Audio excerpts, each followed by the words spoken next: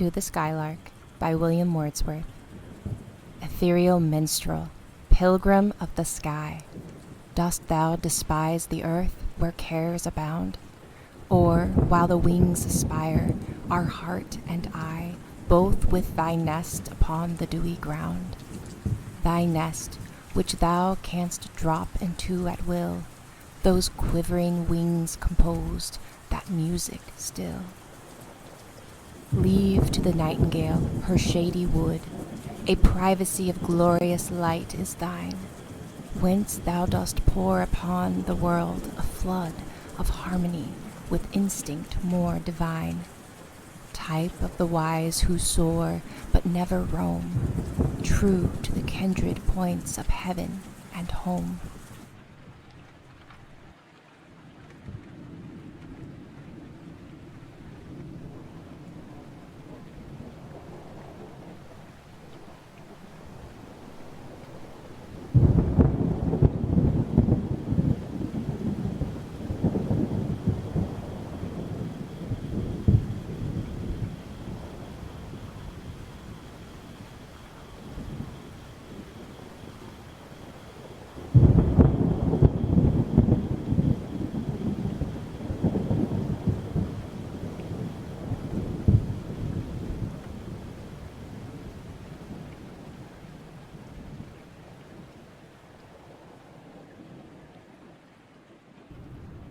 The Road Not Taken by Robert Frost.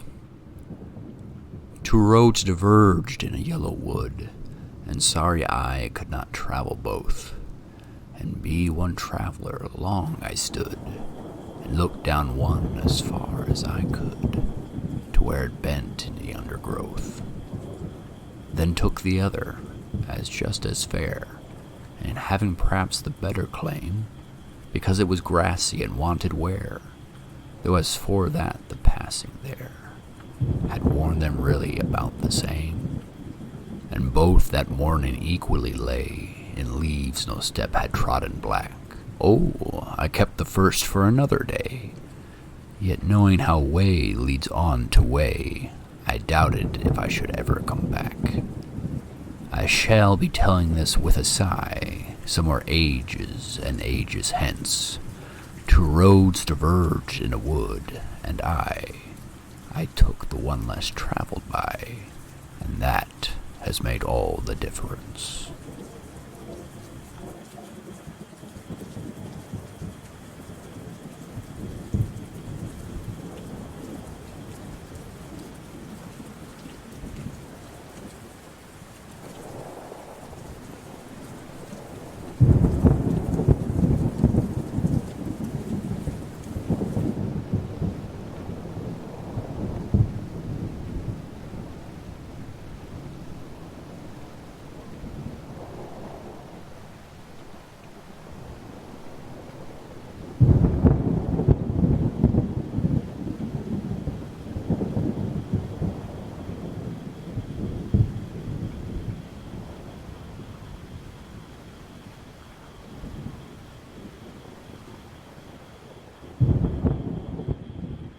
If Doughty Deeds, My Lady Please, by Sir Robert Graham. If Doughty deeds, my lady please, right soon I'll mount my steed, and strong his arm and fast his seat, that bears frae me the mead. I'll wear the colours in my cap, that picture in my heart, and he that blends not to thine eye shall rue it to his smart. Then tell me how to woo thee, love, oh tell me how to woo thee. For thy dear sake, nae care I'll take, though ne'er another trow me. If gay attire delight thine eye, I'll delight me in array. I'll tend thy chamber door all night, and squire thee all the day. If sweetest sound can win thine ear, these sounds I'll strive to catch. Thy voice I'll steal to woo thyself, that voice that nane can match. But if fond love thy heart can gain, I never broke a vow, nay maiden lays her scathe to me, I never loved but thou. For you alone I ride this ring, for you I wear the blue. For you alone I strive to sing. Oh, tell me how to woo. Then tell me how to woo thee, love. Oh, tell me how to woo thee. For thy dear sake, nay, care I'll take, thou ne'er another troth.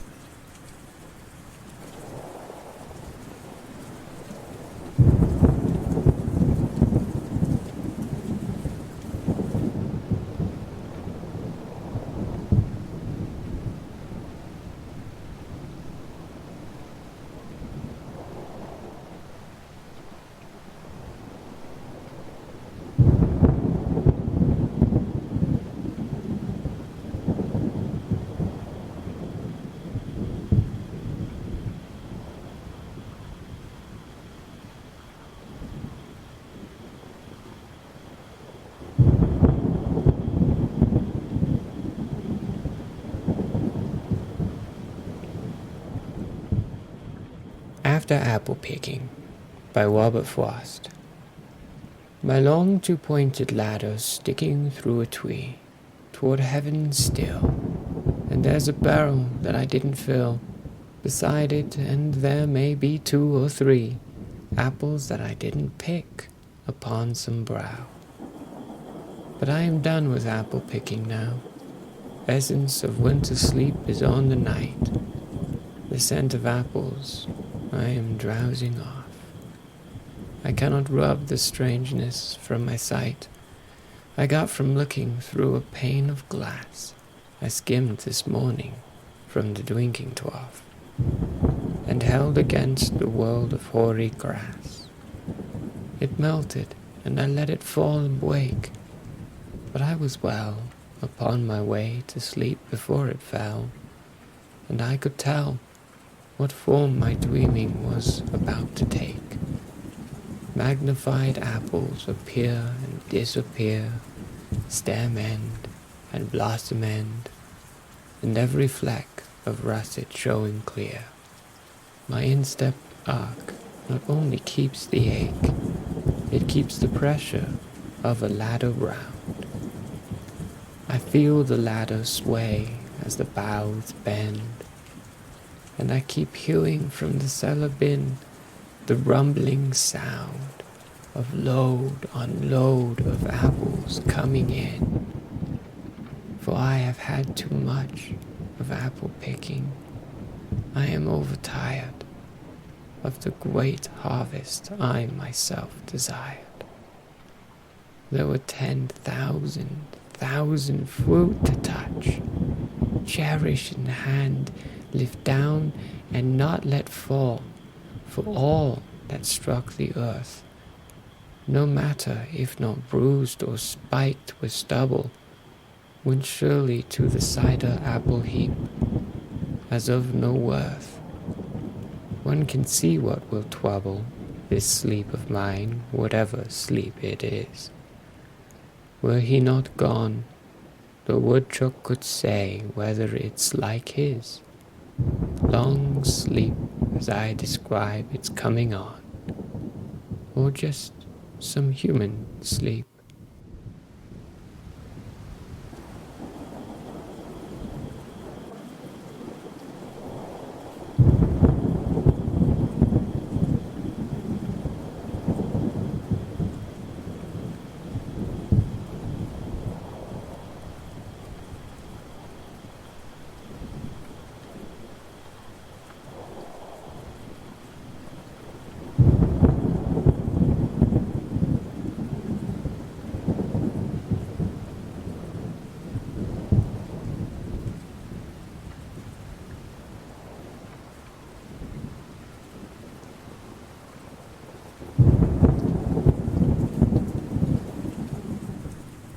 Rime of the Ancient Mariner by Samuel Taylor Coleridge. Part 1. It is an ancient mariner, and he stoppeth one of 3. By thy long grey beard and glittering eye, now wherefore stoppest thou me?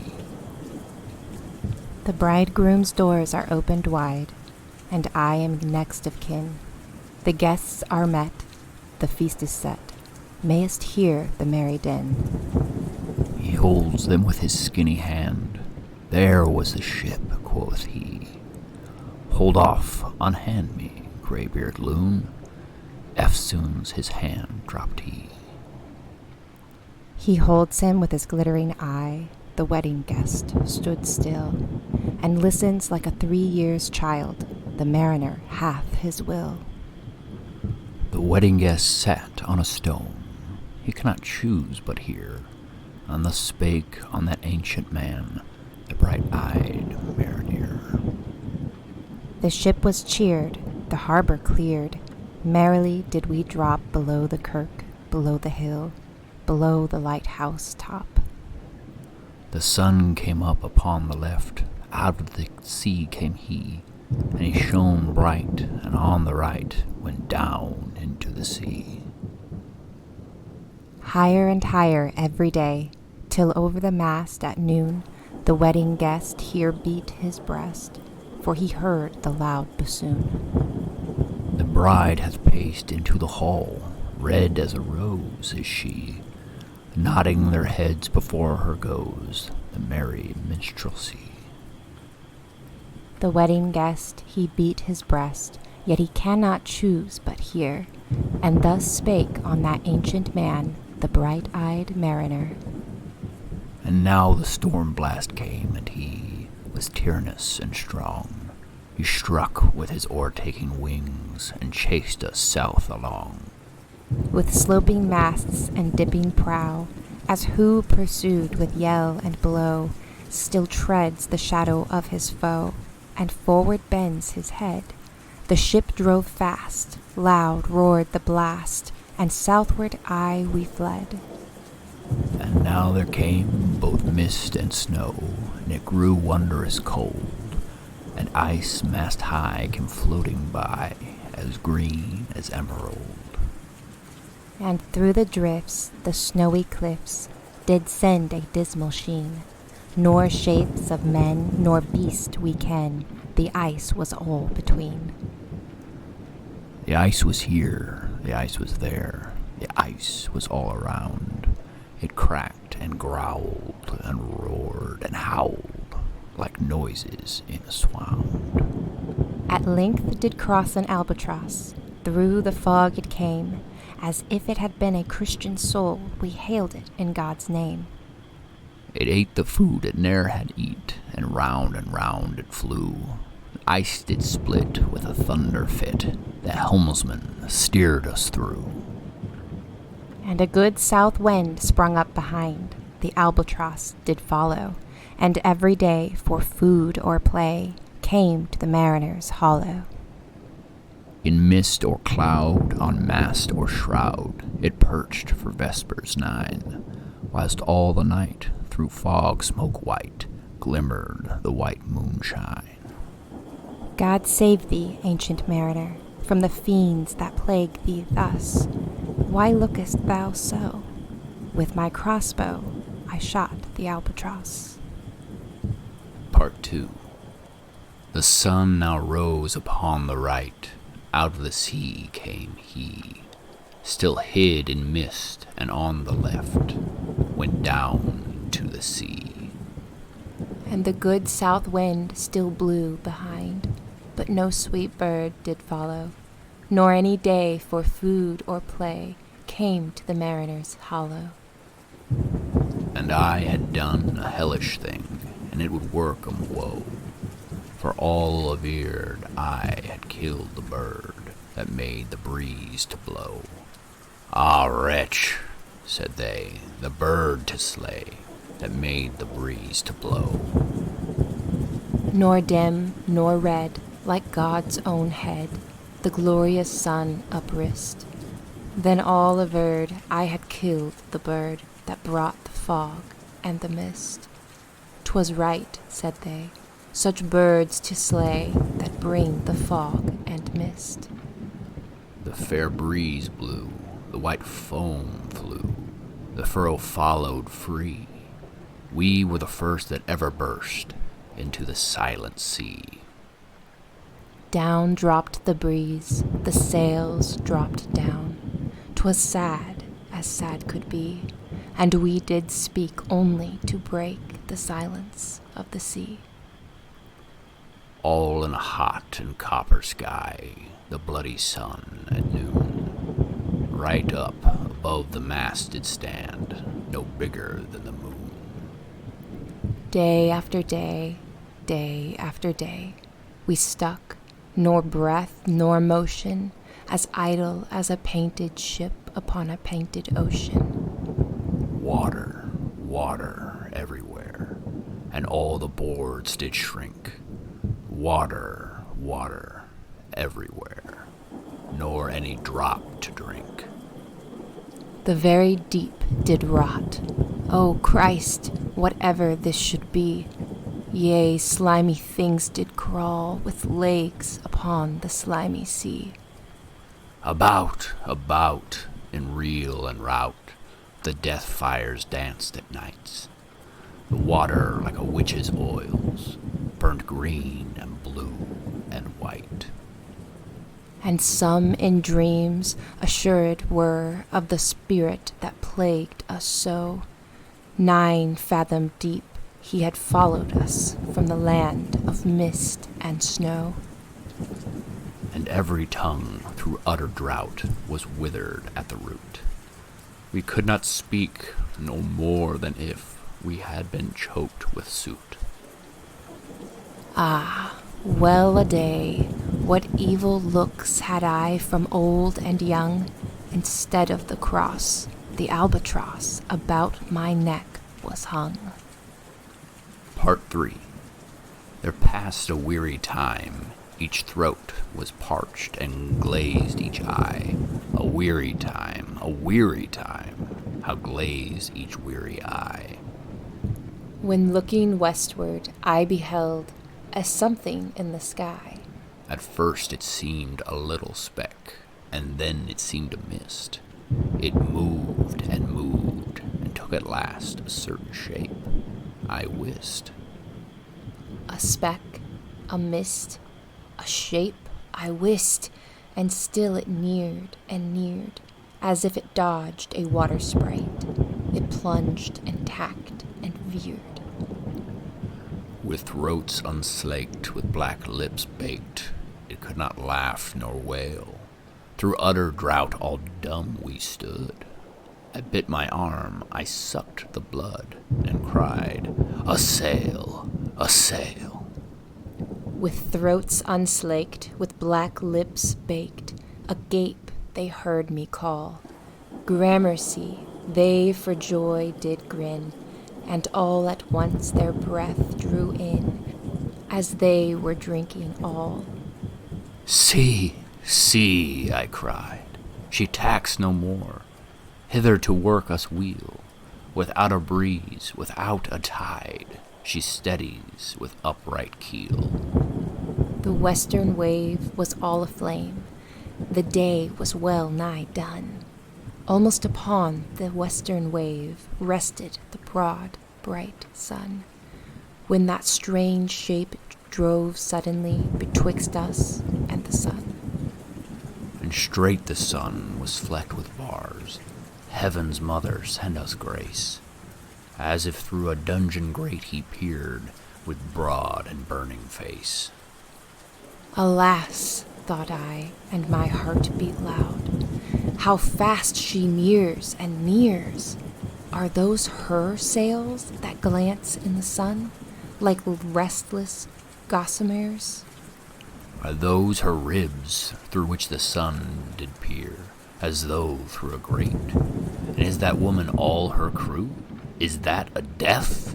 And are there two? Is death that woman's mate? Her lips were red, her looks were free, her locks were yellow as gold, her skin was as white as leprosy.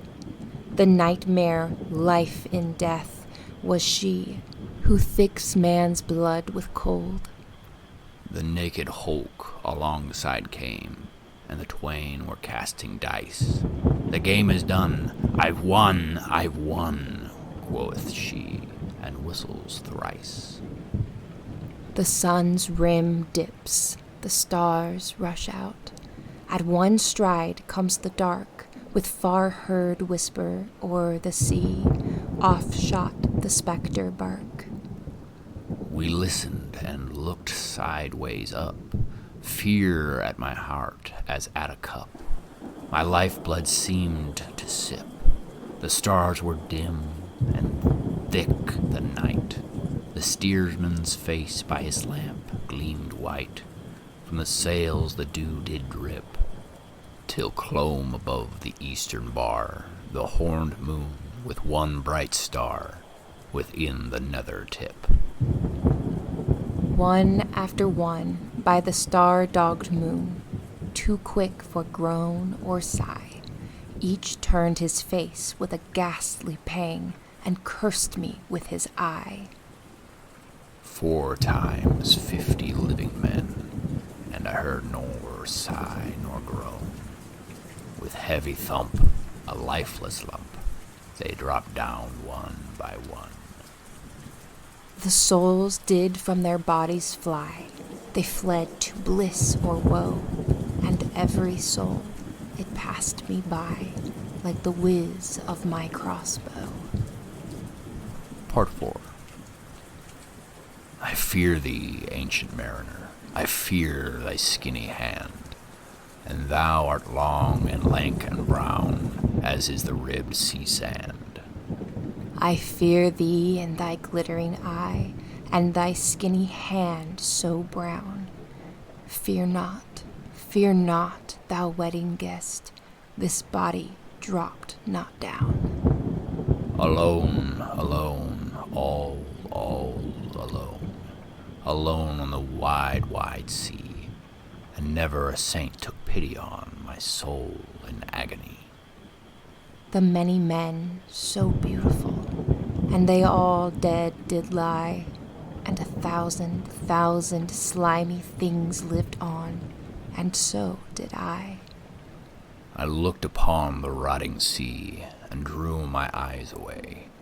I looked upon the rotting deck, and there the dead man lay.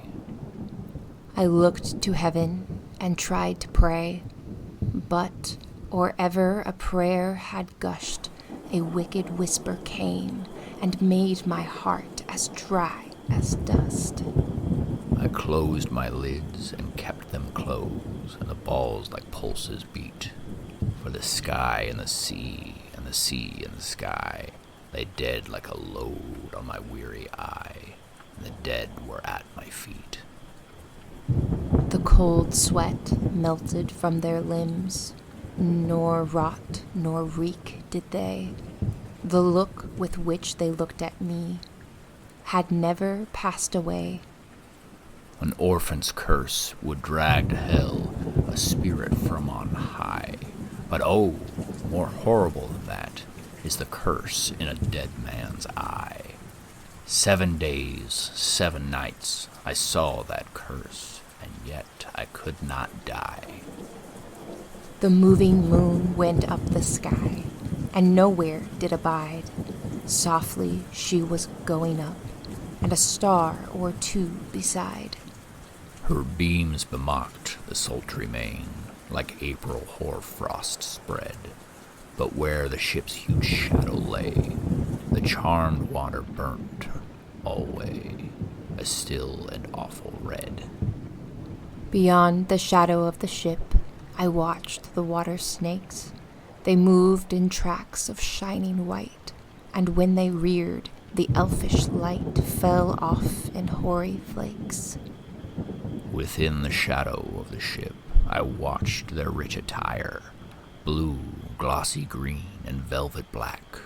They coiled and swam, and every track was a flash of golden fire.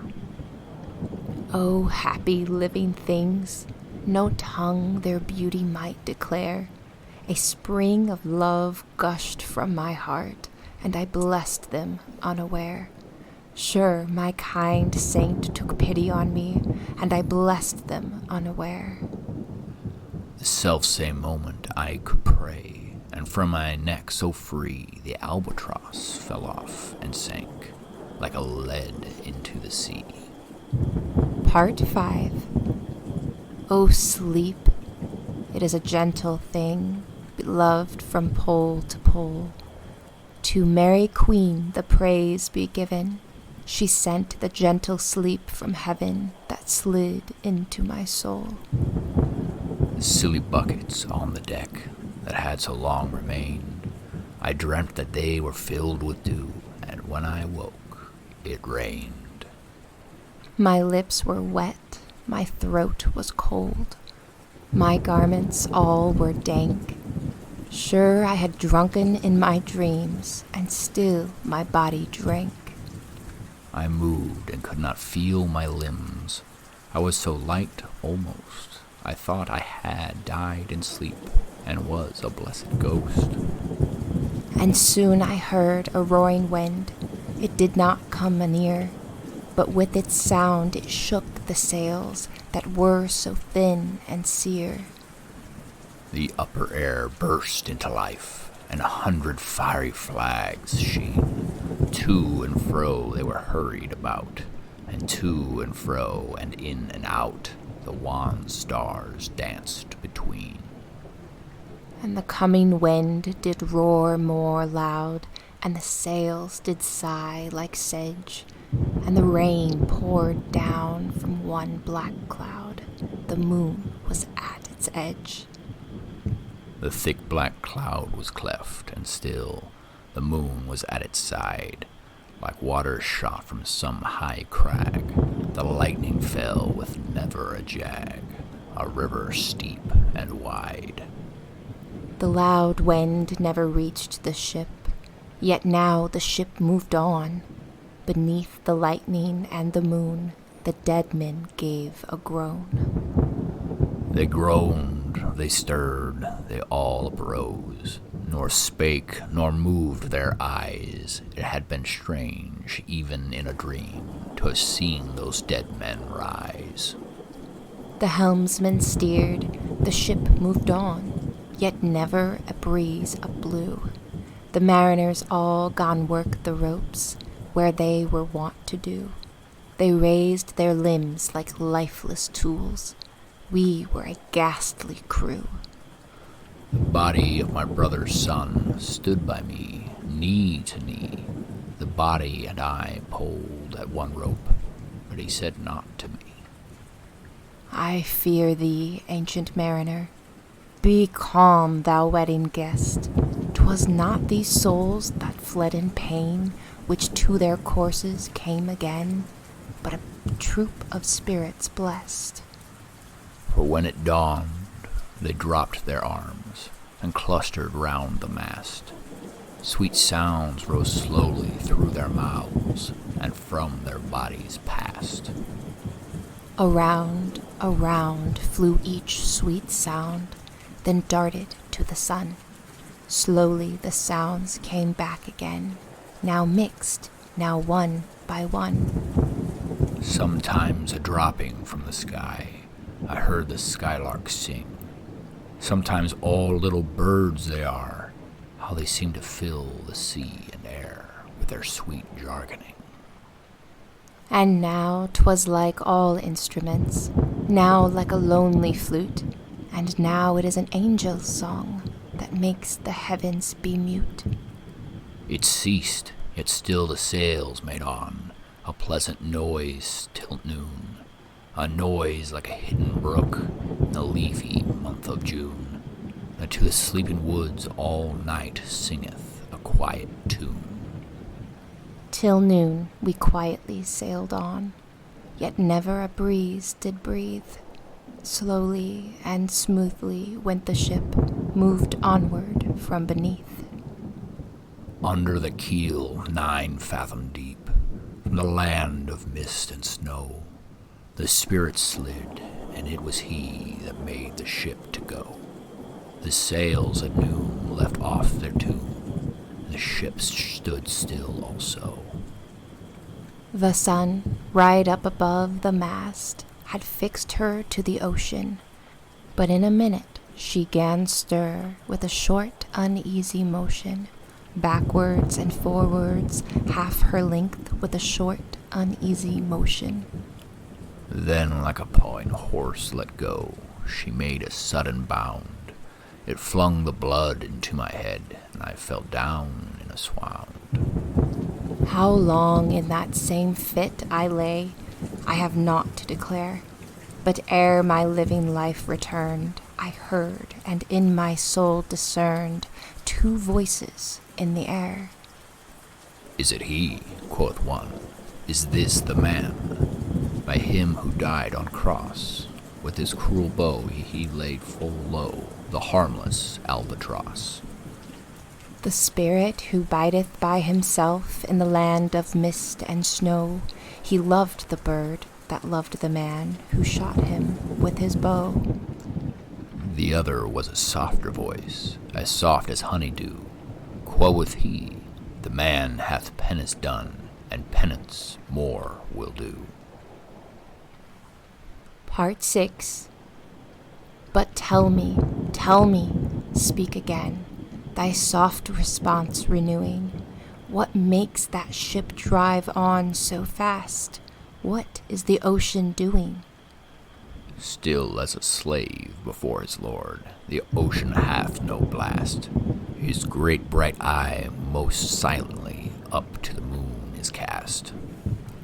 If he may know which way to go, for she guides him smooth or grim. See, brother, see, how graciously she looketh down on him.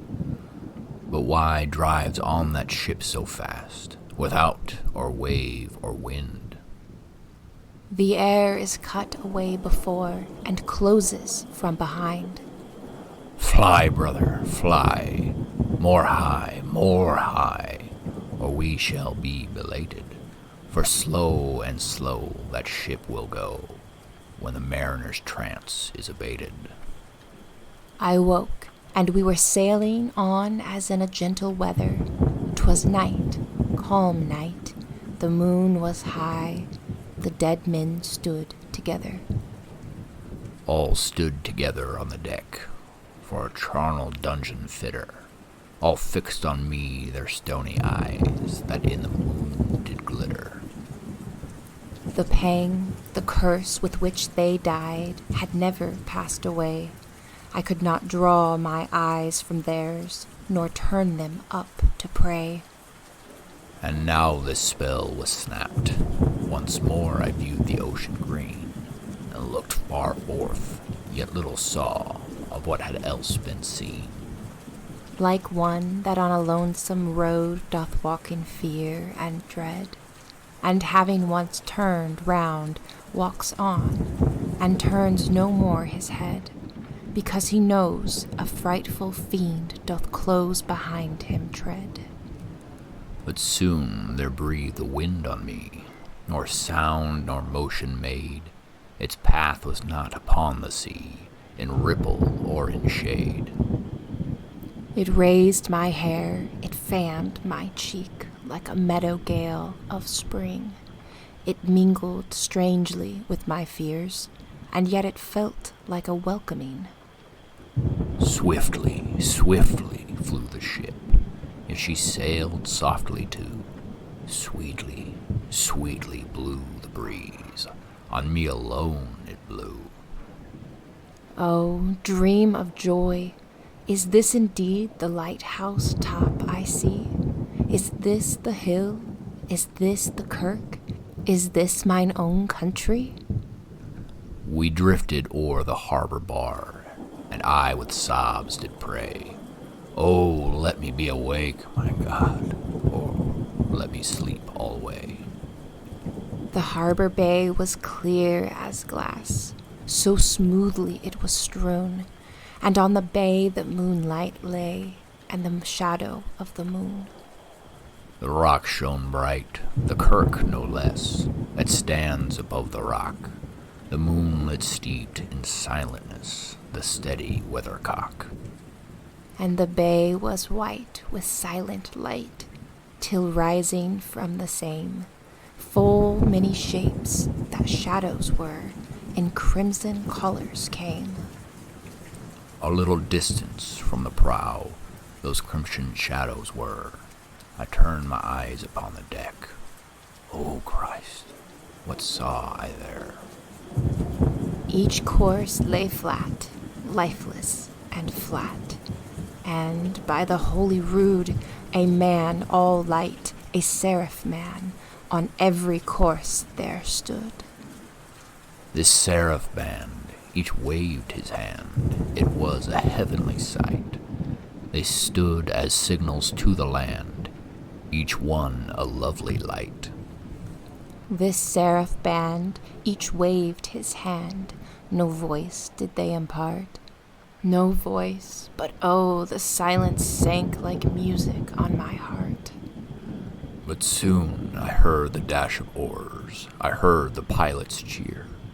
My head was turned, perforce away, and I saw a boat appear. The pilot and the pilot's boy, I heard them coming fast. Dear Lord in heaven, it was a joy the dead men could not blast. I saw a third, I heard his voice. It is the hermit good. He singeth loud his godly hymns that he makes in the wood. He'll shrieve my soul, he'll wash away the albatross blood. Part 7. This hermit good lives in that wood which slopes down to the sea. How loudly his sweet voice he rears. He loves to talk with mariners that come from a far country.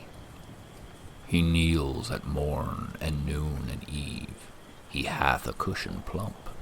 It is the moss that wholly hides the rotted old oak stump. The skiff boat neared. I heard them talk. Why, this is strange, I trow. Where are those lights so many and fair? That signal made but now. Strange, by my faith, the hermit said, and they answered not our cheer.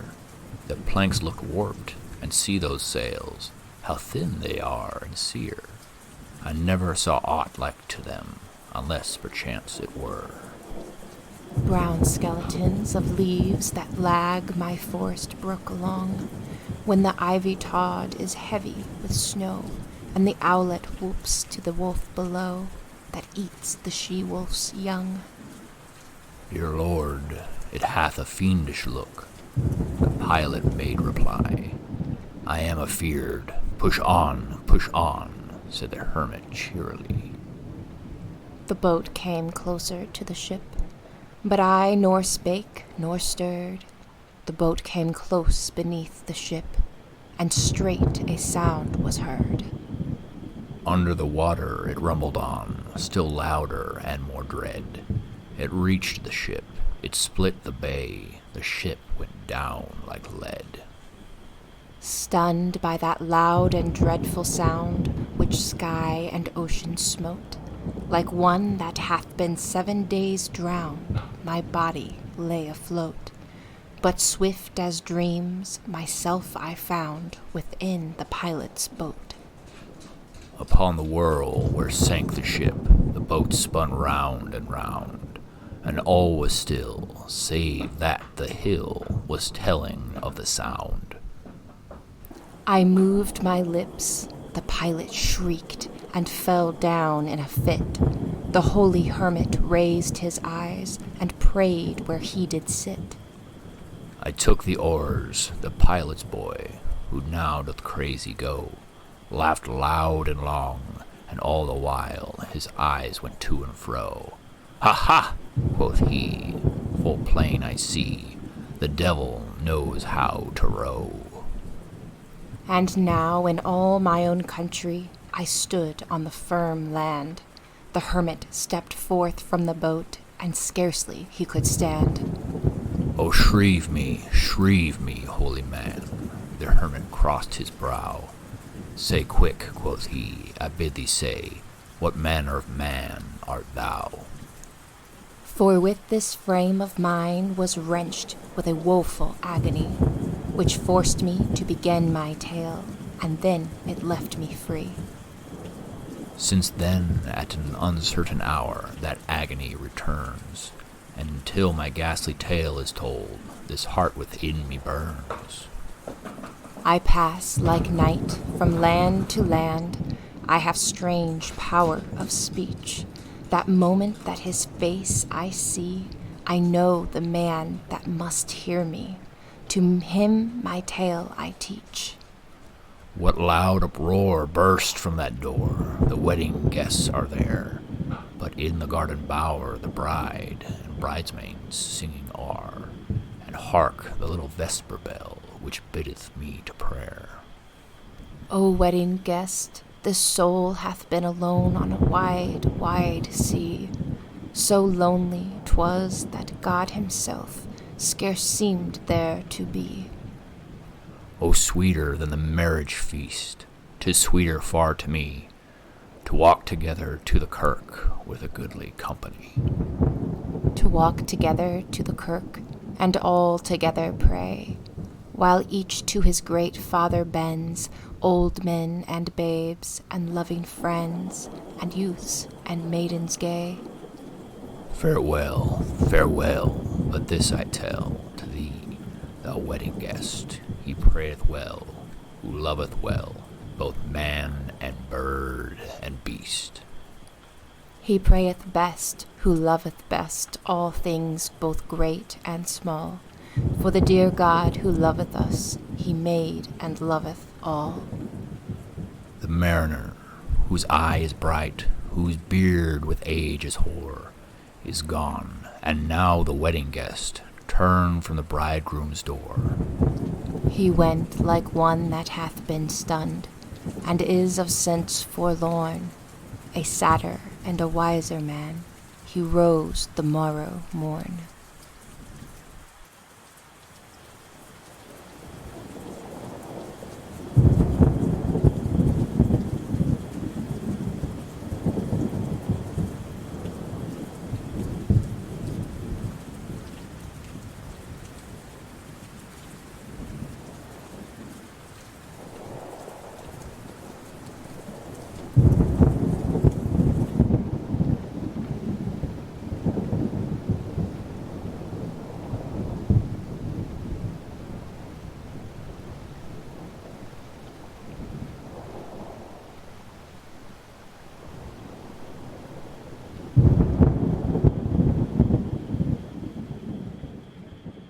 To Autumn by John Keats. Season of mists and mellow fruitfulness, close bosom friend of the maturing sun, conspiring with him how to load and bless with fruit the vines that round the thatch eaves run, to bend with apples and mossed cottage trees, and fill all fruit with ripeness to the core, to swell the gourd and plump the hazel shells with a sweet kernel, to set budding more, and still more, later flowers for the bees, until thy think warm days will never cease, for summer has all brimmed their clammy cells. Who hath not seen thee oft amid thy store? Sometimes whoever seeks abroad may find thee sitting careless on a granary floor, thy hair soft lifted by the winnowing wind, or on half-reaped furrow sound asleep, drowsed with the fumes of poppies, while thy hook spares the next swath and all the twined flowers. And sometimes like a gleaner thou dost keep steady thy laden head across a brook, or by a cider press, with patient look, thou watchest the last oozing hours by hours. Where are the songs of spring? Aye, where are they? Think not of them. Thou hast thy music too. While barred clouds bloom the soft dying day, and touch the stubble plains with rosy hue, then in wailful choir the small gnats mourn among the river swallows, borne aloft or sinking as the light wind lives or dies. And full-grown lambs loud bleat from hilly bourne, hedge crickets sing, and now with treble soft the red breast whistles from a garden croft. and gathering swallows twitter in the skies.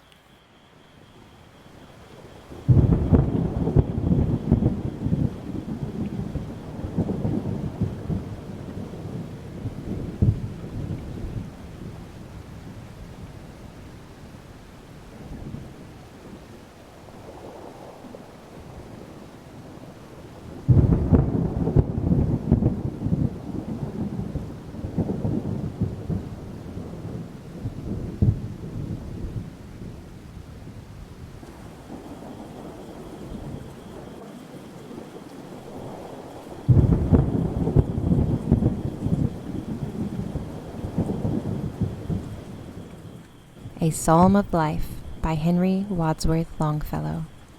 Tell me not, in mournful numbers, life is but an empty dream. For the soul is dead that slumbers, and things are not what they seem. Life is real, life is earnest, and the grave is not its goal.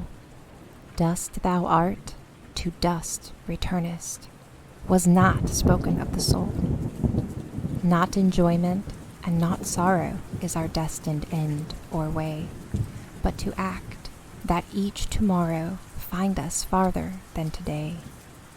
Art is long and time is fleeting, and our hearts, though stout and brave, still like muffled drums are beating funeral marches to the grave. In the world's broad field of battle, in the bivouac of life, be not like dumb, driven cattle, be a hero in the strife. Trust no future, however pleasant. Let the dead past bury its dead. Act in the living present, heart within and God o'erhead. Lives of great men all remind us we can make our lives sublime, and, departing, leave behind us footprints on the sand of time. Footprints that perhaps another, sailing o'er life's solemn main, a forlorn and shipwrecked brother, seeing, shall take heart again.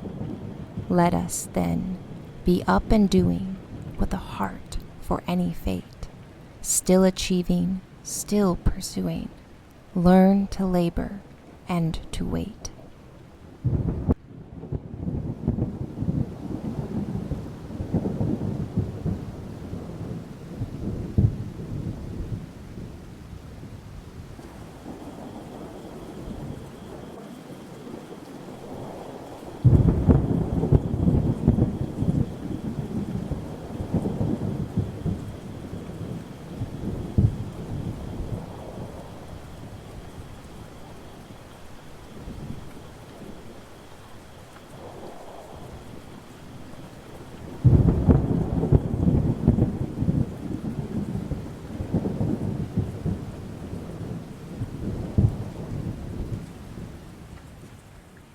Dover Beach by Matthew Arnold. The sea is calm tonight, the tide is full, the moon lies fair upon the straits. On the French coast the light gleams and is gone. The cliffs of England stand, glimmering and vast, out in the tranquil bay.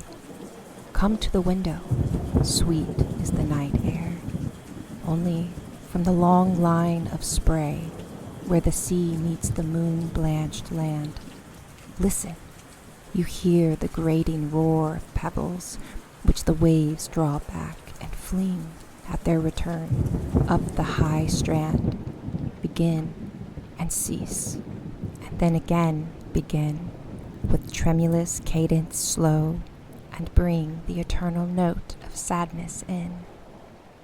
Sophocles long ago heard it on the Aegean, and it brought into his mind the turbid ebb and flow of human misery. We find also in the sound a thought, hearing it by this distant northern sea. The sea of faith was once, too, at the full, and round earth's shore lay like the folds of a bright girdle furled.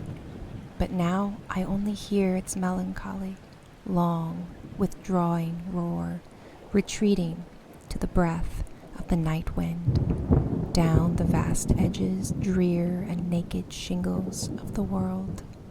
Ah, love, let us be true to one another, for the world, which seems to lie before us like a land of dreams, so various, so beautiful, so new, hath really neither joy, nor love, nor light, nor certitude, nor peace, nor help for pain.